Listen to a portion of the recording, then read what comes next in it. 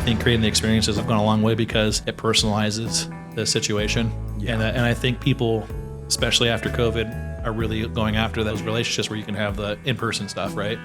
It was really easy to sign up for a Zoom, right? How is it working with your wife? Because I know that. How do you turn the business side on to the romantic side and the friend side? Yeah, I mean, I think you just look at it like how you would treat any other business partner for the most part, right? Especially on the romantic side. Just kidding. We both have our strengths in different areas. That's a big piece, right? And understanding where each other's strengths are. But the thing for me is I'm a larger person. So like when I go to meet with someone having a gal looks like my wife, small, beautiful, right? The ease is there, right? Off the bat. Expectations are high for everybody with us, but I think like their nervousness or you put those at ease because they realize that we're working with their best interests in mind, like we were talking about earlier. Welcome back, guys. Episode 3. I got a special guest this time, and it's actually his first time on the podcast. His name is Derek Sandoval. Do you want to introduce yourself, sir? Yeah, I'm Derek. I guess that's an easy one, right? I guess long-time listener, first-time caller. Yeah. There we go. I like it. No, but yeah, dial in sometime. Yeah, right. That'd be kind of cool, right? Do some live calls. Yeah, That'd get dicey. Yeah. Oh yeah. We wouldn't be able to control the subject. Yeah, not at all. Not at all. But we'll keep it at Ask Your President. How about that type questions? Yeah, exactly. I love it. So I know you're a real estate agent, but I know you run a big team, and I'm actually your accountability partner. Yes, sir. So we know each other very personally, but yeah, tell them about what you do and how many people you got and how long you've been in the business, all that. Yeah. So started selling real estate in 2009, right out of college. I graduated from Cal Poly, San Luis Obispo. What was your degree, by the way? It was business management, human resources. Nice. Yeah, I wanted to be a doctor, but that was like the business side to understand it. But decided to go a different direction, apparently, right? A little different. Yeah, exactly. So I started with a guy named Paul Boudier. He's a big guy in our community for real estate. Him and his wife, Cam, are like other parents to me. I've known them forever, like my parents, and then them have hung out for quite some time. So we used to spend holidays and things like that together. So anyways, ended up getting into business with him. Last year I was with him, I think our team sold about 375 transactions.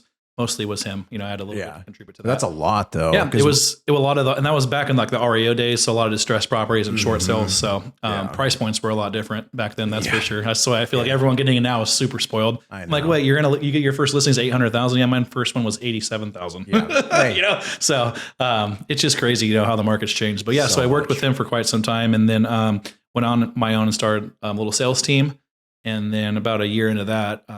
Had the opportunity to start leading some franchises for Keller Williams. So bounced around, did that for quite some time. Very cool. Recruited about, I think, 750 or so agents for Keller Williams back in the day. So I didn't know that. Yeah, it was a lot. So, and that was about a 5-year stint. So I bounced around from a few different places. Okay. It was good. I got to learn a bunch. So I feel like I got a master's in real estate from that. So I would imagine so. Their education system's super solid.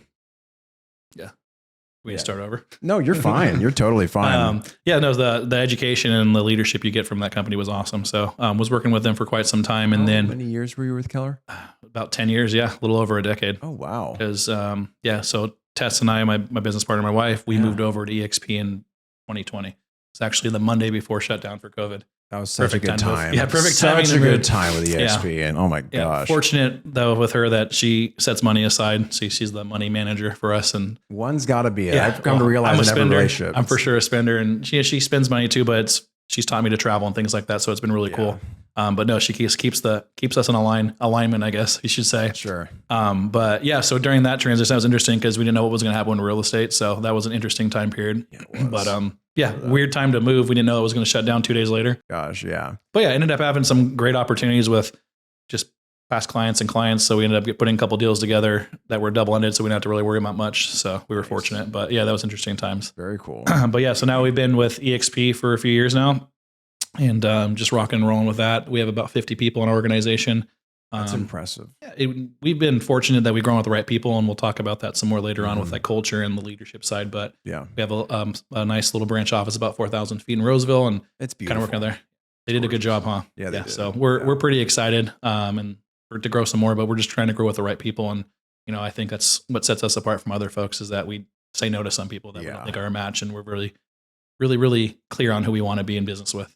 It's interesting that you bring that up because I've had the last, as you know, I've been in about approaching 4 years in mortgage industry and stuff like that. And I've come to realize for you, did it take a while to kind of figure out who to sink your time into? Because I know I went through a period of time to where you put time into people and then they kind of fall out, and then you start to realize, oh, do you have any specific, I guess, characteristics of a person you're like, Sure. oh, that's a good thing, or that's a Yeah. red flag? For me, I actually had the opportunity to teach classes on recruiting and hiring and then retaining the talent. And so what I noticed for people that I work well with are going to be either past military or current military.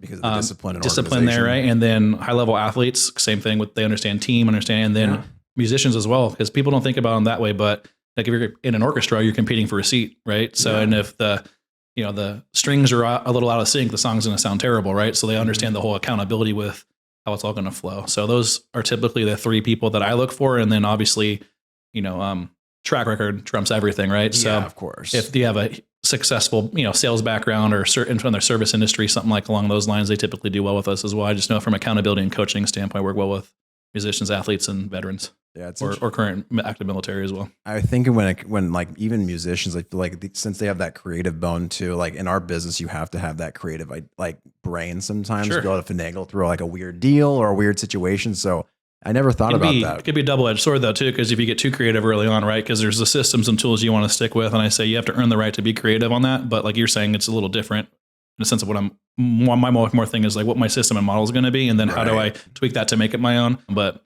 having the blueprint or the script is important, I think, in those situations. Yeah. And I feel like everyone has their own internal script, so you have to help them kind of figure that piece out. But I will say, when it comes to organization, just like setting up blueprints for your people, you are next level when it comes to that. You open eyes for me, and I'm like, our industries are similar in a lot of regards, but you can take a little bit and apply it. But you taught me a lot just on my own, on your own. To me, it's interesting, and it's typically just like the business side, right? I don't think folks understand, like, even though it's a different part of the industry, it's still a business, right? And so 100%. Sticking to the blueprints for the business is important. Following the plan. Your plan could be not good, but if you're still following, you're probably still going to have some success with it, right? But if you don't have a plan at all, it's going to probably be worse. So yeah, it's funny. I think about people that we want to hire, and yours are perfect. We have a thing with our company. I actually learned this from my dad. He will hire people that you don't have to have a 4-year degree. Yeah. It's nice, but you don't need it. But he said the best LOs he's hired in the past come from service. If you work at In-N-Out, Chick-fil-A, or service, you know how to deal with bullshit. You know how to deal with people. That's my pleasure. They have to say my pleasure at Chick-fil-A, right? But that's the thing, though. Is like, I mean, how many times do you go to Chick-fil-A and you see the line? It's like, man, how long is it going to take? You're In-N-Out 5 to 10 minutes, because everyone's so nice, so kind, but they're so efficient and they're working their ass off. Yeah, they're following a system, and they have their scripts and dialogues too, right? Like that's the same everywhere you go there. Yeah. Any location, it's going to be the same. Yeah. It's cool. So you've been at your current place for how long now? I know it just kind of like got fully set up. We moved in May, but it took a little time to get all the TIs finished up, and we're just finishing up our content room. So stay tuned for that. Nice. So it's been a little less than a year. It'll be a year in May. We moved in, I think, in like middle of May. Very cool. Awesome. Curious. So I wanted to get your perspective, because I had Colby Gray. I don't think you've met Colby. I want to introduce you. No, we met him. I met him at the YPN event, right. And then he said what's up to me after I spoke for the PCAR YPN event. Super good kid. We connected for sure. I like to get different perspectives on like what's going on in the market, what you're saying, because of course different agents are going to have different perspectives. You have 50 other people to talk to and a big team that you can kind of figure out what's going on. What are they seeing? What are they hearing? Blah, blah, blah, blah. I'm curious what you're seeing right now, whether it be buyer demand, seller demand, what's being held back, reservations, stuff like that. I think a lot of it's the uncertainty right now for most people, right? And so it's really finding out I feel it too. What's important to people, right? And I think that's what should be everyone's tie down, or not necessarily a tie down, but I think that's what they'll call it, is finding out, what's the motivation, and then tying it back to that. Is it, I want to move to Tennessee to be with my family? Okay, great. Well, we might not get that extra $10,000, but you're going to be able to get to where you want to be with your family, right? And so that's what was important to us. So, and helping people just understand that what's important to them is what we're gonna hit home on, right? How we're gonna get you, how are we gonna get you to your next step, what next chapter, whatever that looks like. But back to uncertainty, I think that's the big piece. I know we had an interesting thing happen today with rates, so I'm sure you're gonna touch on that. But with rates being a little devious, if you want to say, or just going up and down, it's been interesting, right? But there's still not a lot of inventory. Yeah. I don't know about you, but it's almost like, I think most of the folks have gotten conditioned to realize that this is the reality. So the people, like, there are still people sitting on the fence, but I was reading, I don't quote me, but it was like 12% of the United States even has the financial ability to buy. So it was fascinating because I don't know about you, but I started seeing a little bit more demand the next 2 or 3 weeks after we got into the new year, Right. a little bit more. And I think a lot of people want to do that prior to that Fed rate hike, because obviously it's rather strategic. If you play your cards right, you may not have to deal with it for like 12 to 18 months, right? The other thing too to think about though too is like the stimulus money is all gone, right?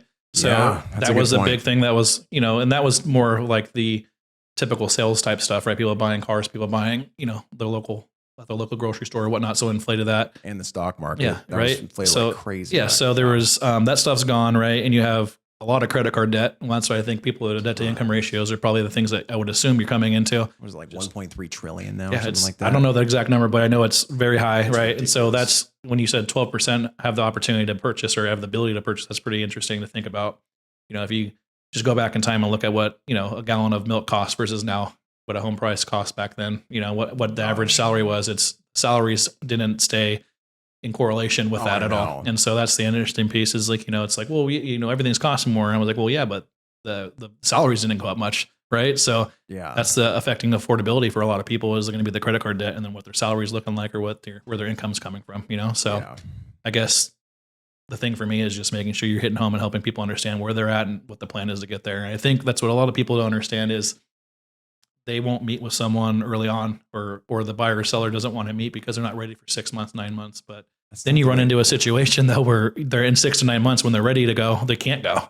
Right. And so that's, having your partner like you get them pre-approved and take them through the process, even though it's 6 months to a year out, but at least they know that they don't have a credit issue or something that they didn't even know was on there. I just told you my Twitter got hacked, right? So there's other things. It's not just your social media, but if you go back to it, like you have people that have things on credit they didn't even know about, right? And so there's things that need to get cleared up, and then they miss out on the opportunity when they were ready, right? And when the interest rates were maybe a little better, right? They're not in a situation where they can act on what they wanted to do. So I think the game plan of how you want to attack the market, whatever situation you are, is to be over-prepared, especially right now with the uncertainty. And I think that honestly, because we obviously know that a lot of people got out of the business in the last year or so, but I think this is our time, and especially if you're a buyer or prospect or even curious about having that conversation, I think it's easier than ever to figure out who actually is an advisor in this business. Sure. You know what I mean? Like I was talking to Carl, great lender. We have great discourse, but we make a point to have that proper consultation in the very beginning, lay it out. And if we don't, I'm working with a buyer right now. It's been for 4 months, and I'm now working. I got him with my credit repair. We're checking in, and we're making sure that X, Y, and Z needs to be taken care of, and then also on the back end, what they need to be doing in conjunction with their mom is working on getting credit because she's going to be honest, not occupying co-borrower. So I think it's our time to be able to properly advise, but I think it's easier for the consumer if you talk around. It's so easy to get a person that's like, that person's, it's clearly different than those two. Yeah. And I think a lot of the ones that aren't in the right planning stage, those types of people have the commission breath is what they'll call it, right? That you can tell it smells, right? They just want to get to the next sale. And that's what's interesting, right? Is you come across a lot of folks like that in our industry. And most of the time when I'm talking to a buyer or seller that I've bought or sold before, there is a situation where they either worked with that person or started to work with that person at one point when their previous sale or previous purchase, and they know what not to look for, right? And so it comes from, it's a big thing is coming from a place of just wanting to help and serve and educate, right? And you'll get what you want out of that piece, right? It's just, there's a lot of opportunities. Like when my wife and I sit down for a listing presentation with someone, we're usually working on figuring out if they can keep the house somehow, right? It's, do you have the money to use and just use it as a rental? Have you looked at it that way? Have you looked at doing a refinance and pulling some money out or a HELOC to be able to get to that situation? We just did this with one of the test buyers. They did a HELOC and that cleared up. So they paid off all their debt. Right. They, and then they have the income now to go on down payment. Now they're not a contingent sale, which puts them in a better situation when they're ready to move and their house will sell quick. Current as a rental. They're actually going to sell that still, but the situation for them was they couldn't keep it financially. They leveraged it though that way. Right. And so as you go back to getting creative, that creativity is figuring out a way to make something easier for someone. Right. And so that led up, they may not, it's funny they have a ton of equity, but because they're more of a paycheck to paycheck, they spend. Right. So that was what the conversation was. Well, if you do this, you can't take that money and so spend it on something. This is the money to do this. So remember, it's allocated for that. Right. And so having those conversations is super important. We also just had a conversation with. It's cool you mentioned. Sorry to cut you off. I just thought that was really cool because I had a conversation, and I have masterminds with some people. A lot of the time it was with my dad, and I think a lot of people, to avoid the commission breath. I've said it before on the podcast before we rebranded, but it's working in against your best interest shows that you're working in theirs. Sure. So it's like, but that's natural, and people can feel that. Like that's what I naturally gravitate towards you, because you're genuine, you're real, Right. and you're towards you. your actual clients rather than just like, because you're not your primary focus when you talk about someone is like, I'm going to be reaching out to this person, but I also know he likes, I want to do something for him. I like you do some things personally. Like it was funny. We did the millennial panel, and we had a great time. You took me out to lunch, which was awesome. Thank you. By the way, Chef's Table is delicious. That was my first time. It was amazing. It's mine and Tessa's just Cheers, if you want to call it that. We love that place. Right. Yeah. No, and then Janice reached out to me. He's like, hey, like Derek reached out to me and offered to take me out to lunch. Does he know I'm an agent? I'm like, yeah, that's who he is. Yeah. He wanted to say thank you because he appreciated the opportunity of being on. Right. So that's just who you are, but that's how you also share to your clients. So I just wanted to give you a little prop up I there. Appreciate that. Yeah. And then, so back to it though, like they weren't comfortable having two different payments. They weren't comfortable doing that, but we also were able to find a way for them to get to that next step, right? When they have the opportunity to do so. But that's what's having good partners like you, having someone that's going to be creative, going to think outside the box to get someone to where they want to go. It's not taking a step backwards, just over prepping, I think. And that's the biggest thing. What's your opinion on work-life balance? Because I know that's kind of what part of my accountability stuff of something that trying to figure it out. But do you set lines in the sand with you and Tess? I know you guys have your Tuesday date nights. That's probably a predetermined with your clients. Like, I'm not available during that time.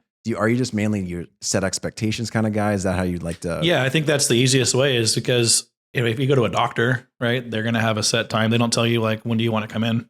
Yeah. I'll see you at 2 a.m. No, that's not how it works. Yeah. I'll be in around. So I think everyone that we work with knows, because we're going back to the prep work. The initial conversation is, we disclose to them when we're in an appointment, I'm not going to pick up the phone. This for me is an appointment. So I'm not picking up my phone. It's over there. Right. And just the thought process is, as soon as I'm out of the appointment, I'll be right back to you. Right. So they understand that. And it's the same courtesy I have when I'm with that client, right? Mm-hmm. When I'm with them, I'm not going to be answering the phone, talking to other clients and things like that. But for us, we were very clear. I mean, if you go back and look at Facebook, Instagram, that's where it typically shows up. But our Tuesday night date nights, it's almost every Tuesday. There's times though where, we have to move it. So we always will still have it. Sure.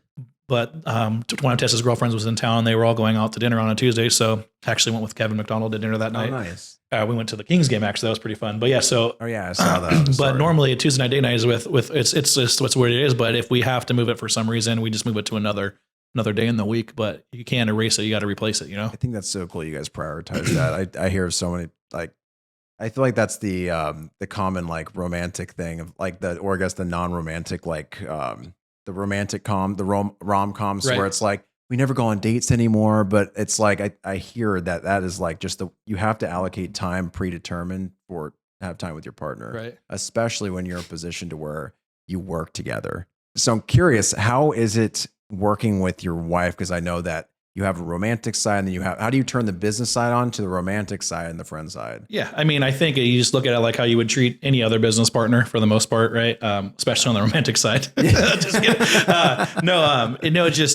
We both have our strengths in different areas. So that's a big piece, right? And understanding where each other's strengths are. Mm-hmm. But the thing for me is I'm a larger person. So like when I go to meet with someone, having a gal looks like my wife, small, beautiful, right? Mm-hmm. The ease is there right off the bat. Right. The other thing is like we go in and like I said, and we're all their expectations are high for everybody with us. But I think like their nervousness, or you put those at ease because they realize that we're working with their best interest in mind, like we were talking about earlier. But as far as, working with your partner, it's just, if you didn't have the date night, I think it would get out of control. And that's probably why we started doing it. And it was a great idea for Tess. And I even screwed that up though.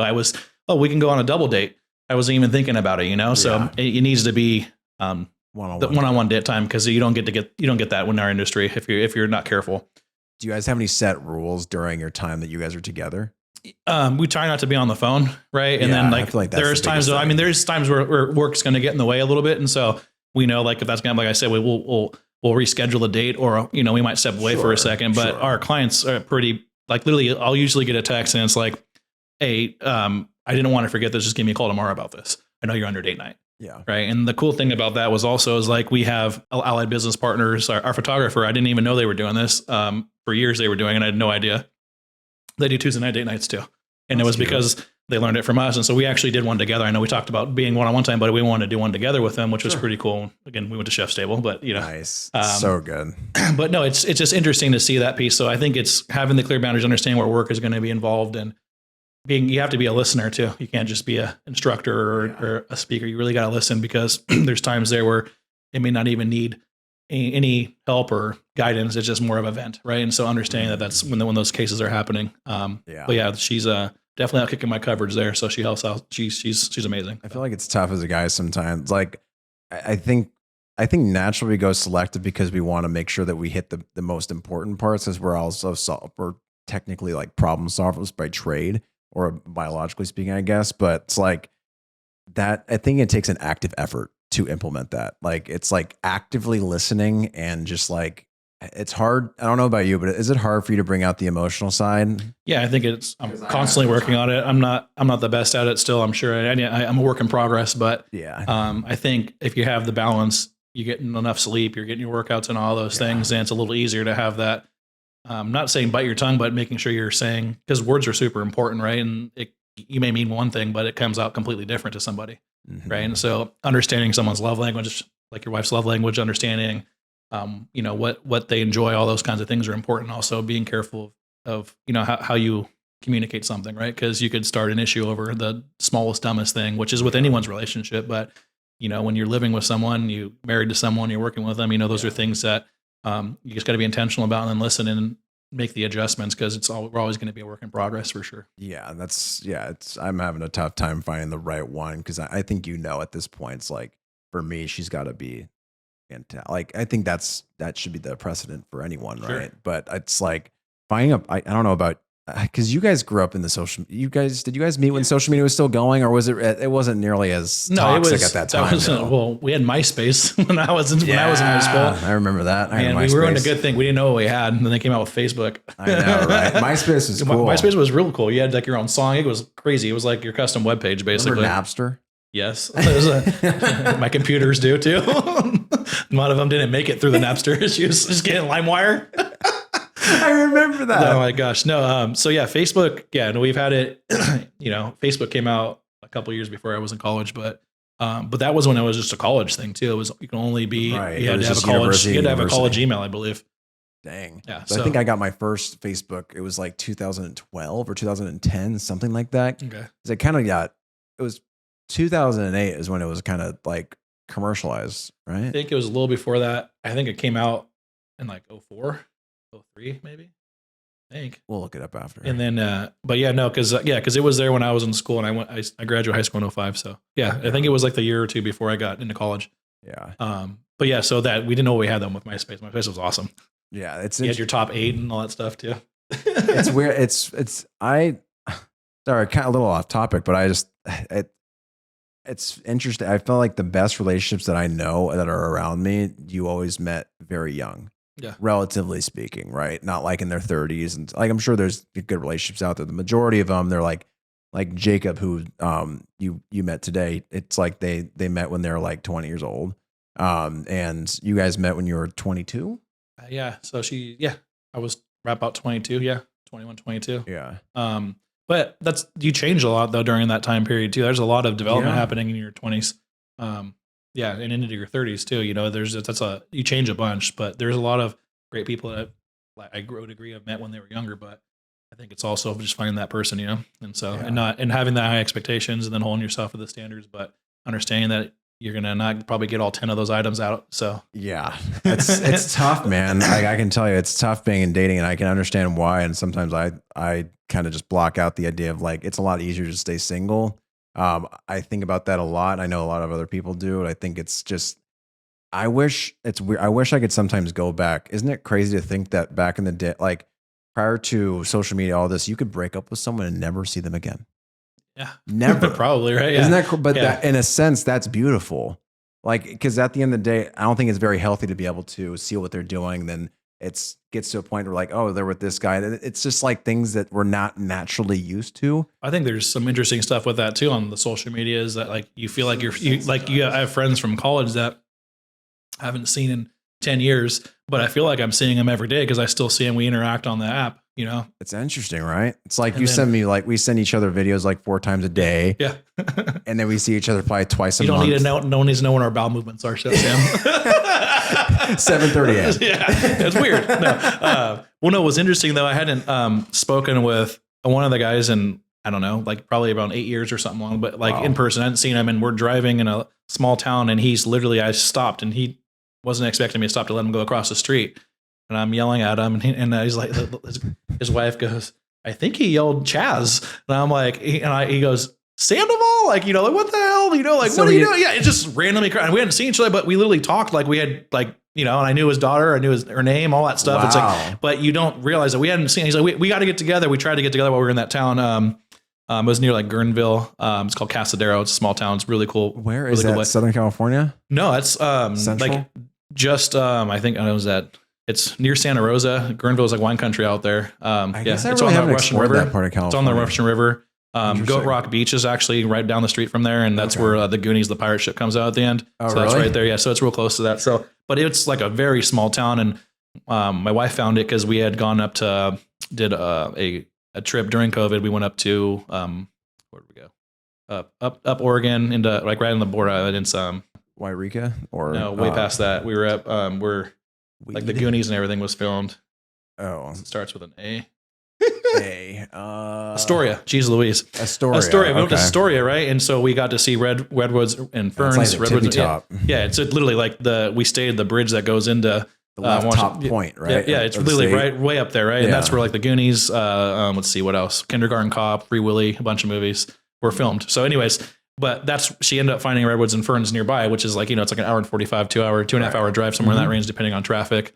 But amazing town, but like it was super random to see someone that you haven't seen forever crossing the road, which we had gone to we decided to go to the grocery store, just how it all came together. And I stopped for him to go across and I ended up seeing my college buddy, weird. You know, like just insane. Like, but it was like, I was going back to, it was like the social media made it feel like we had hung out. We've been hanging out since college, you know, staying in touch. Yeah, exactly. And I think that's the positive of social media. I think it is positive, but it's also can be negative in the sense that like we haven't hung out and like, you know, now it's been 14 years or whatever. Almost incentivized to not see each other. And so I think it's interesting. It's like, you know, we haven't seen each other in forever, but you feel like it. And so like it could be it's a double-edged sword, I guess. But because I think that was the original intent, was to reconnect to them meet in person. Yep. But now it's like, I mean, I have a best friend, which like, of course, I see him once in a while, but it's like, I'm sure you have your friends to where you can not see him for 6 months and it's like, no time has changed. Those are different relationships, but it's fascinating how that works. Our brains are so desensitized and weird now. Back to that we sat on the side of the road and talked for like 25 minutes. Like it wasn't like we just, cool, I got like pulled over, like got off the road, was safe, got off the road. But like we walked in the car, but we hung out and we literally just sat there and like stood there and talked and was like, what are the odds? Like literally crossing, you know, like my car, you know, just like timing. And I was like, well, it was meant to be, dude. So yeah. Has that ever happened? Chaz, when you get out in golf, I know we talked about doing that. So we talk about that on social media all the time. So Chaz is going to hit you up. Yep. Has that ever happened to you out of the country? Because that happened to me one time. It weirded me. I'm like, how? I guess it was Cabo. So it was like we were on our honeymoon, and we were going London to Paris, and we went to go see the Keller Williams office while we were down there because there was one there, and the person, such a small world. So they go, they're like, are you here to see someone? I said, no, we don't. Yeah, we're just here. We wanted to check it out because I knew it had just opened, and they call back because it was in like a big office building, and you check in on the bottom, they come and grab you kind of thing. It wasn't like it's a small place because, you know, London's expensive anyways, right? But they had probably had like maybe 1,500 square feet max, probably 1,000 square feet building, but portion of the building, right? And they said, Derek and Tess from California. And he goes, there's no way that's like people that I know. And then John Sterling comes down and he's like, Derek, just what the hell? Like, you know, like Sterling? We knew the first, because he was from Northern California and he had gone over there to open it up. But we didn't know that, like, because we didn't talk, and he ended up giving us a little tour of London. It was kind of cool. That's wild. It's not like Sterling that I know. No. It's different guy. John Sterling. John Sterling. Yeah. Okay. But yeah, so that was literally, and then Tess always says like you can't go anywhere, and her brother just said it the other day. It's like, how do you, like, somewhere everywhere we go, you can't not know somebody. I'm like, well, that's kind of my job. It's a good thing. Yeah, it's a good thing. It's a good thing when you're in real we'll go to estate. Vegas. Vegas is an easy one to run into people, but I ran into my little brother from my fraternity. I hadn't seen him in years, and he's walking by and he gave me a funny look. How have we not talked about this? What fraternity were you in? I was in Sig Ep. Yeah. I'm always reluctant to talk about that just because Sac State, I think we had a conversation about this. All fraternities can have their interesting, I'll just say, chapters. Per chapter is a little bit different. Nice guys, but not necessarily my natural gravitation. Sure. Where I'd probably go. But that's exactly what you said about them. Yeah. Exactly. Yeah. Verbatim. Yeah. That wasn't the abridged version. Yeah. Pi Kappa Phi. Do you know my dad is technically my brother too? Oh, that's cool. Yeah. So it's interesting. And then do you know Jeff Silver? I don't think so. I think he's in Big Valley. He works over. I may have met him. I just didn't recognize the name. He was in my dad's class, and cool. he's like, my dad got him into lending, and he's a brother. So it's weird to be like, it's like these 60-year-olds are technically like brothers. Yeah. Yeah. And my dad's my brother. It's like, if you said that would make sense really if it was in like the South, like he's my, is your brother? My dad and my brother. I'm like, yeah, I've heard worse. Yeah. I wanted to kind of bring it back because I will say, way more about like the inner workings of football than I do with the NFL, especially with the Niners. But I don't know if I'm ready. The wound is still there. I'm sorry. That was rough. I just know that you had some very. I told Tess yesterday, and I was like, I don't want to talk about it. No, not even that. I was like, it still hurts right now. That was a rough one. You know?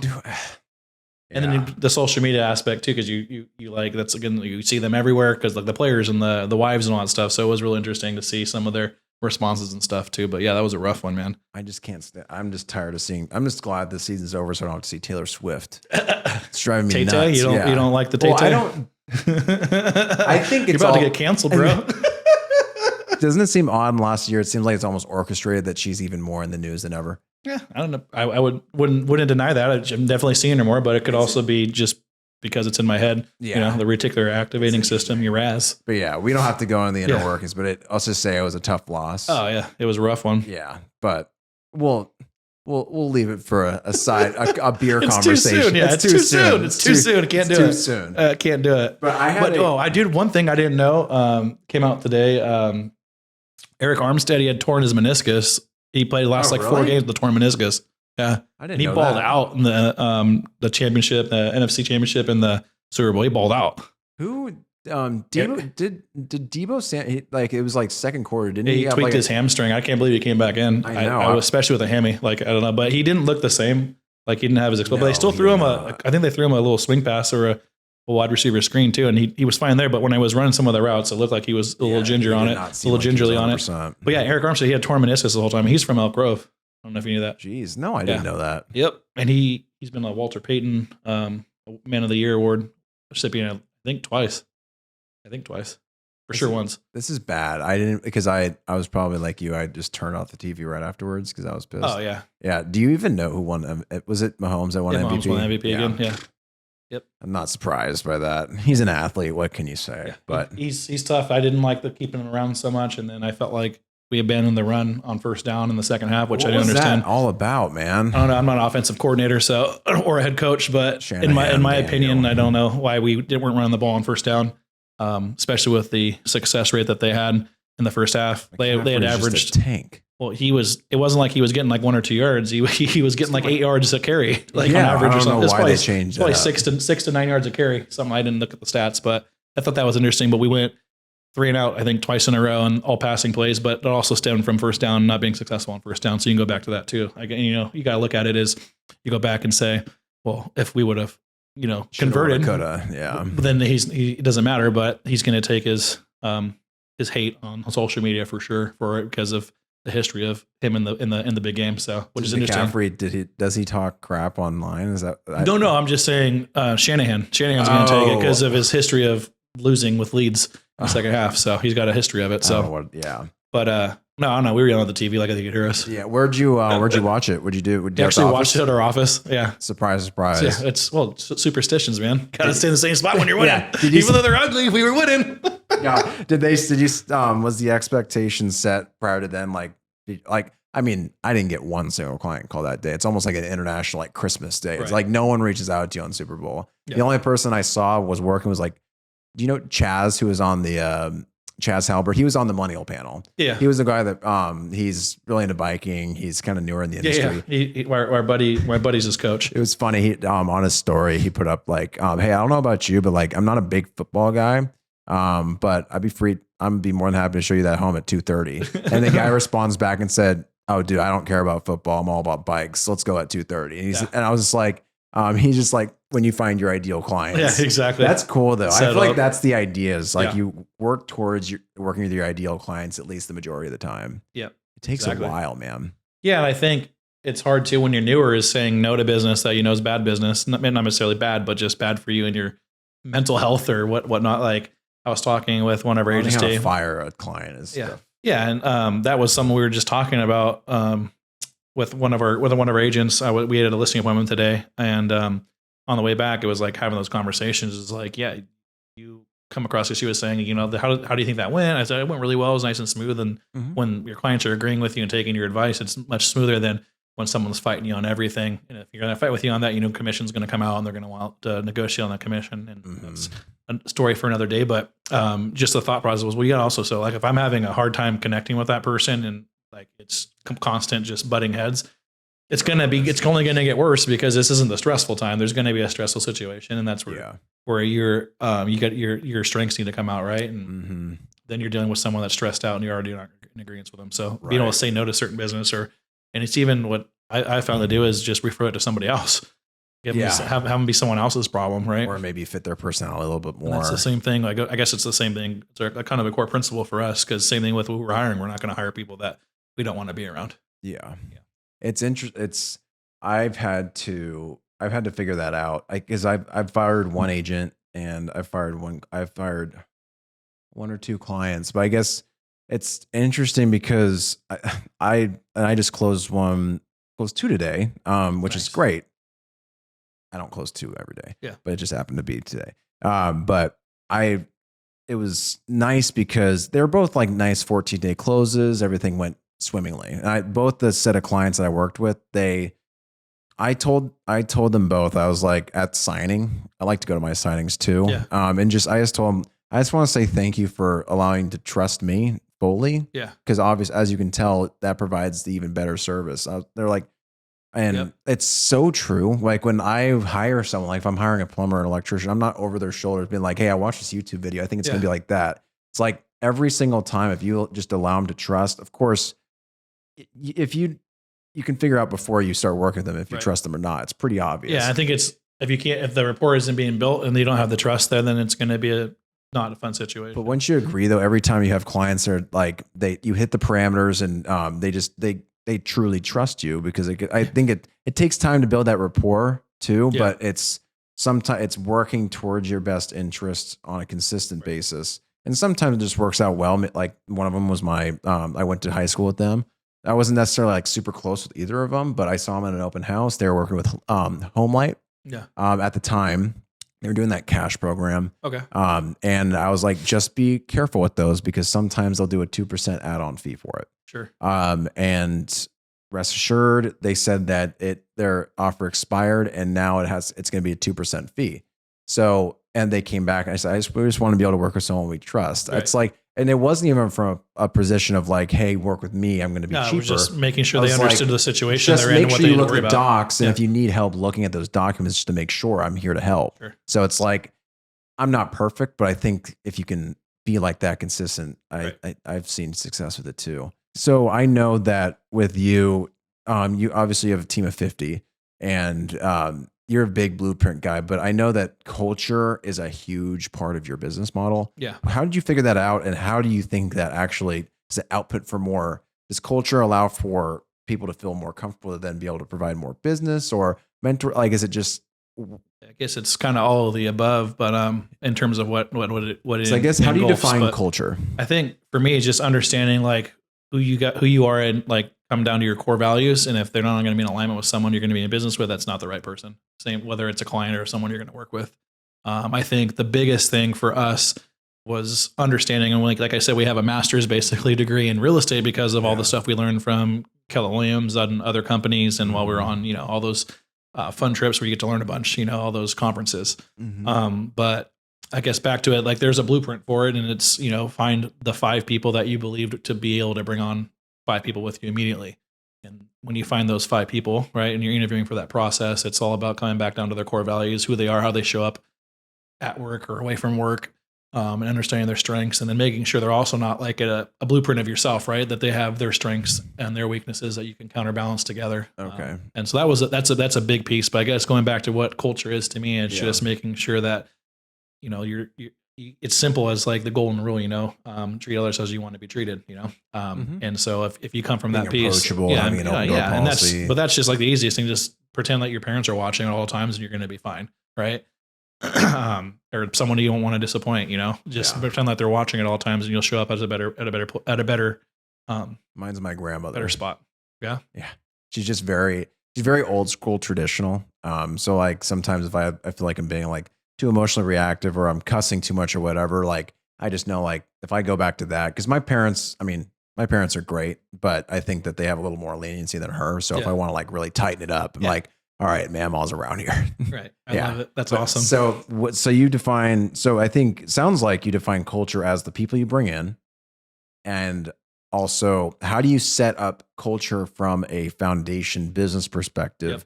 And why do you think people go to want to work with you versus another team with EXP or another brokerage? And that's how I explain it to everyone. It's, your upline at our company, which if you're trying to figure out what that is, don't have another conversation about that. But basically whoever brings you into the company is kind of like your market center or leadership team or your mentor. Your mentor, right? So that's the important piece there. And so we went out and tried to find those people that we admire, we've wanted to go in business. And it was interesting when we were leaving Keller Williams, we looked at, I think it was 11 opportunities, one of them being like our own brokerage, and then, going to a different market center or going to a different company. We looked at a ton of different options. And what's interesting is our top 3 opportunities we're in business with now. So we had moved and we, chose EXP, and we got in business with Sean.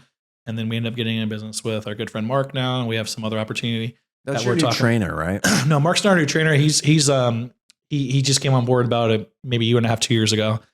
He used to own a Keller Williams franchise. Okay. Who is your new implementer? Who was just recently we're still talking to a bunch of people about that. So we're not, it's not a done deal yet. Yeah. But at the end of the day though, that's cool that I feel like I think the best people the best leadership skills are able to properly delegate to where, because at the end of the day, you're building your own business. How do you prioritize and delegate people that have done that before, but also like prioritize mentorship or maybe inner workings of training, loans, whatever the case may be? You can't be it all. Yeah. So you have to have those people, right? And back to what I was saying is we had been like the top 4 options that we were looking at. We're in business with 3 of them already. So we had chose one, and then we obviously chose the right place because 2 of them already come in, and we're talking with some other people that were in that scenario and will eventually be in business together. It's just a matter of time. And that's the interesting part was like the culture piece, we align and we had the opportunity to now be all in business together. So that's the big thing for support wise. We have the people that specialize in cold calling or working with investors or open houses or luxury, whatever that looks like, we have those different aspects. And so when someone comes in and joins with us, like I have someone that's really good. And I used to do a lot of open houses, used to be great. I don't do them much anymore. We do them on our own listings. That's about it. But we have a guy in our office that crushes open houses. And so the cool thing is I align with us, like-minded individuals, right? Their core values are very similar, and he'll never make money off the person shadowing him, but he's part of our group, and he wanted them to succeed at a high level because he knows that it's going to help everybody else. Just fill in the gaps. Yeah, and so that's the cool thing is we found a group of people, and that's where we were slow to grow, but in the beginning, and that was because we were looking for those head turners, and those people are bringing people over. And then from there, it's making sure that we don't let a bad apple in, right? Those people that can be a parasite and suck like the life out of you, right? And one bad apple can ruin that whole basket, So the rebar in before you put the concrete in. Exactly. Yeah. So I'm just keeping, and that's why I think a lot of folks have chosen, like the people that are productive or want to be productive, have chosen to work with us is because we have that culture and that transparency, and everyone's helping each other and sharing ideas. Like, when someone's going to share what their successes are, not going to hide about it. Hide those successes, and show them, hey, this is what I did. Here's my template for that. Here's my blueprint for that, Yeah, I was wondering where all the young hustlers were. Then I went in your office. I'm like, oh, here they are. We got a bunch of old people too, like me. I'm telling you, no, we're getting into the retirement community. No, you're not. I'm trying to remember. It's Sato. Who's the guy that he won the contest? Between volume. He's Hispanic. Really, it was when it was you, Fernando Mota. Yeah, I think he's a great. He's awesome. He was who I was talking about doing the open house. Like he took one of our agents under his wing for the open house, let him shadow, and the gal loved it and learned how from one of the best. And so it was kind of cool seeing him come across because I had met him at Keller Williams. I actually wrote his first offer with him.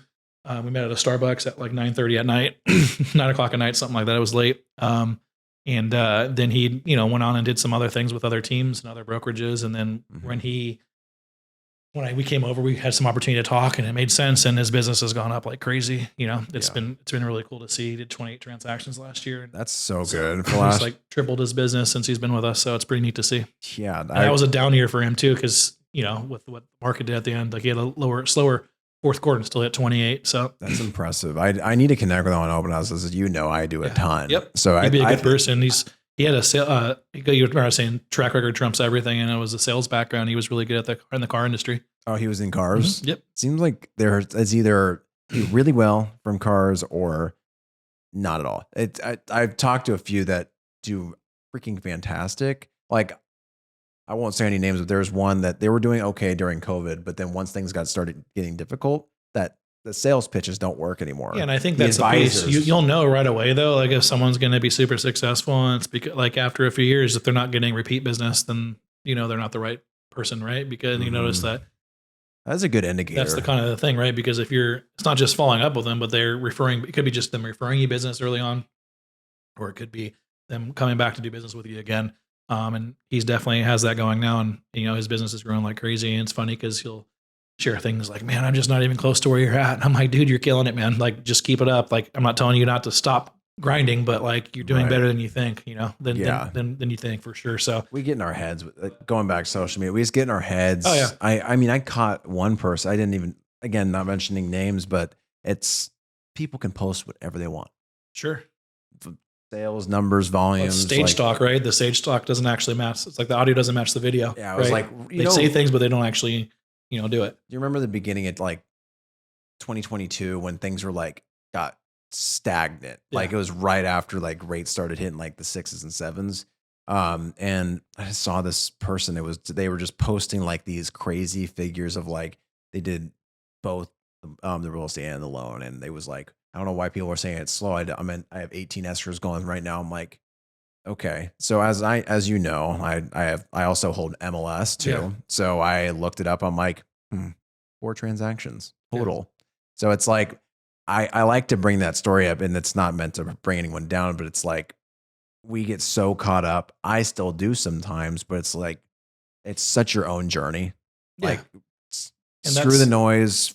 It makes me think about it though, like follow your path, right? Your path is going to be different than someone else's, but it's a journey, right? It's a choose your adventure. And that's what we talk about when we bring someone on board. Like, what should I do? Should I do what you do? I'm like, well, what do you want to do? Right. And then we have another conversation about that. Sorry to take over off of this, but just made me think like it's like you're reading a book and you get to turn to page 71 for this, or turn to page 120 for this. Right. It's the same thought process, but we go back to the setting the goals and having we made a blueprint, but it's the second time that person's brought up like, hey, should I be doing, calling expireds for sale by owners? I was like, that would be something to add. I said, but if we go back to what your goals were, that's not what you were supposed to do, right? Your blueprint says sphere of influence, open houses, and social media, right? Yeah. So those are the 3 things we're going to implement right now. Mm-hmm. And then I said, you can pivot. It's early on in the year. I said, you're going to be behind. I said, I think you should stick with those 3 and build those up first, because your sphere is the one thing that I feel like no one builds up in the beginning. Let's get that built up. Let's communicate with them the correct amount of times, make the phone calls to them, right? Let's do our open houses. How many are we going to do? Right. I feel like I didn't do this SOI properly, to be honest, just because I think we all failed our SOI. I feel like everyone's afraid to talk to their friends and family about what they do. But at the end of the day, it's like, if you're not proud about what you do, how are you going to be able to talk to other people about it? Right. It's like, those should be the people you are the most comfortable to talk about it. And you'll figure out real quickly who are really real friends. Yep. And so back to the path, it was like, choosing should she go that route and do the for sale by owners experience? I'm like, you can do that, but I don't remember that being part of our plan. I said, how about we continue your plan and then we add that later. Original accountability. I said, now you're switching back, right? And Mm-hmm. then I think also me knowing what her plan was important to her because it shows I care and accountability, right? Yeah. But going back to that could take you to your dark turn, right? Because now you're going to get burnt out on that. Let's focus on these, build these up, and then next year we can implement another leg, right? And that's what we were talking about on the panel the other day too that you had us on. Yeah. Was just trying to add a leg. Is the more legs in your business you have, the better for you, especially in a down market. Yeah. And then back to your sphere of influence that you're talking about. I think I'm such a perfectionist. I want things to be done a certain way. I didn't want a templated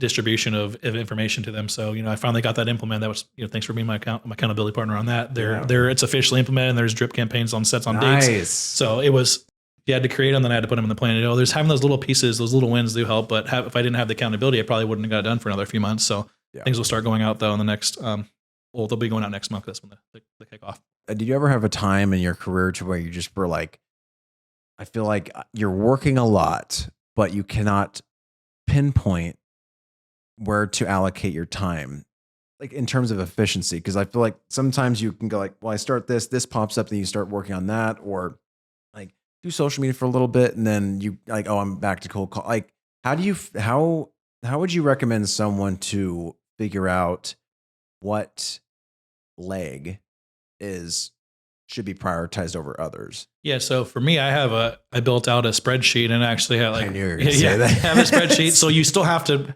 do the activity of putting that business in. But something you want on there too to track is not just units, but also volume. Volume's harder to, is obviously harder to predict compared to units, right? Because it's just, unless you're farming geographically a specific area, right? It's going to be tough to your price point, right? You're going to take what you can get. Yeah. But if you want to increase your price point, just do open houses that are $200,000 more than that, right? Like, because that's what people are overlooking, right? If you're going to boost a property on social media, on Facebook, let's say you're going to pay for advertising, we'll boost a property that's $200,000 more, or it doesn't have to be 200, but you get what I'm saying, 20% more, depending on what price point you want to work. And that's how you're going to increase it, right? Right. Because typically people look at what they can't afford or it's just out of reach, right? Mm-hmm. So that's the thing, is just tracking where the units and everything comes from. And then like having your subcategories too, because sphere of influence could be a friend and family member. It could be a past client. Like, and so just knowing that. So that's where I look at it. And then, so like you like go back and look at mine. 3 years ago, we had quite a bit of business coming from our allied partners, but our price point was super low. Like it was, I think I want to say it was like 39% of our units, like 39, 40%, somewhere around there, but it was only like 15% of our volume. And that was because it was a lot of first time home buyers that were up the hill and they were 300,000. Yeah. So that's why it was so low, because the other stuff we were in. So it might've been like, well, if I was just tracking units and I'm like, I need to focus on allied resources. Well, and then reality was if I would just focus on sphere of influence, those are the higher price points. And that's what we've done. Now our business is like 55%, 60% sphere of influence. We still have our allied business leg, but I didn't want to devote more time and money into that because I'm working at a cheaper rate. Yeah. But then you go back and you can see why this also helped was because I did work those legs, right? Because I'm not saying give up that leg. Right. I worked that leg and that person turned me into, 5-6 pieces of business over the last 2 years because of the referrals. So that goes back to someone you trust. Mm-hmm. We can tie the whole podcast together. Yeah. But it goes back to all those sort of the core principles, understanding coming from, hey, we're going to try and do this for you. This is how we're going to do that. Like it's always in their best interest. Next thing you know, that person's referring you multiple clients. That person's referring clients. And that's where the whole leg of our business for our sphere of influence game, those were all past client referrals. Yeah. And that's one thing you taught me. It's like, I think we get so caught up in like the day-to-day activities, you forget to like, who's actually taking the time to support me? Yeah. It's so basic. And it seems like, it's so basic, but you just, for some reason, you're like, you think you have to be doing something that crazy, like drop shipping, or like you have to be, your SEO has got to be on point. Your social media has to be 1 to 2 times a day posting, whatever the case may be. But I figured out it just comes down to, well, networking is 1. And then 2 is going to be open houses. And then 3rd is content. Yeah. So it's like, it's interesting, but I think going back to it, I still need to analyze my SOI more because I think there are some people that like, I have one client I've helped them 3 times in the last 2 years. And also they've referred me twice to other people. So I'm like, how do I extract? Like, how do you invest in that person? I would go back to like taking them out to break bread with them if they're in the local area, or getting them a gift card to a restaurant, a nice restaurant in their area if you can't go with them. Yeah. Or even doing like we just did with one of our friends, we just did like a Zoom or a Facebook video or whatever you want to call it, Whatever you want to call it. some kind of, we did a happy hour with one of our friends she used in the real estate industry back in the day, and just connecting with them, right? You can connect in other ways, but that's something friends. Tess taught me, was creating experiences instead of buying things, create experiences. And so that's what we try to do with, our friends and family. So we try to do with our past clients and things like that is go out to dinner, because they're going to remember that dinner we took them out to, at whatever restaurant that is, but something that they would enjoy. And we had, 2-3 hours together. That was better than giving them a Home Depot gift card or whatever, or an Apple gift card. But sometimes people do want the Apple gift card, but I think creating the experiences have gone a long way, because it personalizes the situation. And I think people, especially after COVID, are really going after that, those relationships where you can have the in-person stuff, right? It was really easy to sign up for a Zoom, right? A Zoom meeting instead of meeting in person. Zoom. I don't know about you. I mean, it's funny. I was just on, like I was saying, I was like, it works in it. Like, again, we're talking about everything has been a double-edged sword, but you can just do Zooms. It saved me a ton of time. And so there are times where I think Zoom's better for initial conversation, but you really can't build a rapport as easily.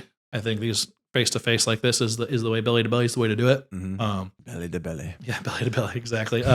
No, but I think I think people have a need for that, those relationships now, That's a good tie in, because at the end of the day, I think it all came down to, when we talked about social media, we talk about that. It's like, comes down to human relationships and just talking. Because I mean, I wouldn't have known you if when did we first connected at a golf tournament? And that wasn't even business, really. We were just shooting the shit all day. Yeah, I think we had met at a YPN thing a couple of times, but like, it was like, hey, but it wasn't like, we didn't really have a conversation. Like, Kevin's like, this is Derek. Hey, Derek. Yeah, and then Chris was talking to you. I think that's how I first met you. And then that's right. And then I think you invited me to play in that tournament, right? Yeah. Yeah. So you invited me to play in a golf tournament, and then we spent the day together. And we spent the day together. No, the rest is history. Yeah. No, you can network and not get anything out of it. Totally. So it's like, there was supposed to be a panel question. I don't think we got to it. And it was going to say like, network with a purpose. And I'm not saying like follow on what they're doing with the purpose with donating the money. It's okay. Well, what's my goal at the networking event? Is it to collect 5 cards? And then what am I going to do with the cards? Is it to set up an appointment? Is it set up a recruiting appointment? Is it set up a realtor appointment? What is that? Right. So have a goal, right? And then make sure you do that, because the rest of the time, man, go knock it out in the beginning, and then you can enjoy the rest of the evening. Yeah.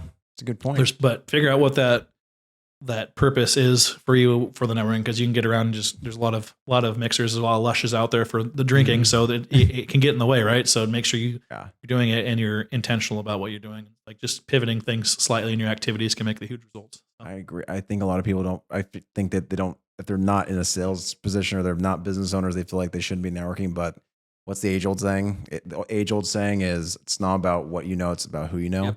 And it's everything. But I'm thankful to have you in my life, and as consider you as a really good friend of mine. Yeah, the feeling is mutual. Yeah, and I appreciate you being on. Yeah, you bet. First of many, hopefully. Yeah, absolutely. I appreciate you being on, yes, my sir. friend. Thank you. Appreciate you. That's a wrap. See you guys in the next one.